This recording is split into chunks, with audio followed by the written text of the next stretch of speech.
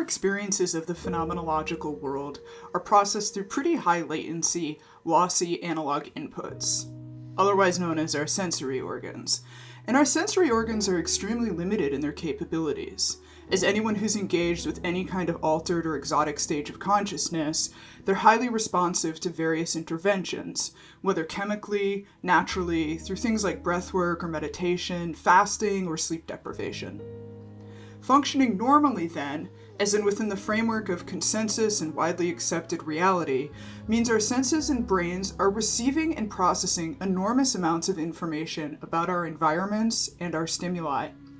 The body's biological system, too, creates hormones in response to stressors, so the entire system, the human body, is effectively a stimulation response machine.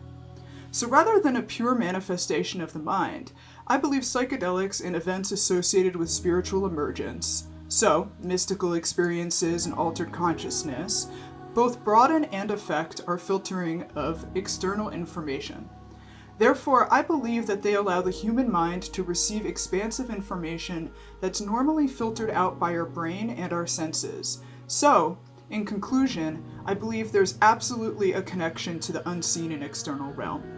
Personally, I believe the best evidence for non-human intelligence, which is the nomenclature I prefer over extraterrestrial life, is the litany of anomalous reports recorded throughout human history.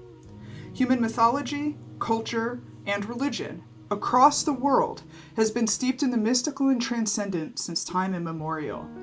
Encounters with non-human intelligence, through expanded and exotic states of consciousness, are effectively woven into the fabric of human history. Therefore, I believe the best evidence isn't one discrete event, but an accretive collection of events that, in sum, point to realities and realms far outside our perceived phenomenological world.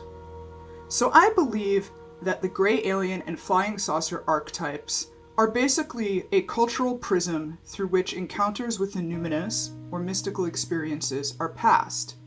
So, in other words, when we talk about historic events, such as the Ezekiel's wheels in the Book of Revelations, Ezekiel isn't really talking about flying saucers and UFOs, but rather Ezekiel's wheels and modern UFO sightings or experiences are both prisms through which a third ineffable thing or force is passed.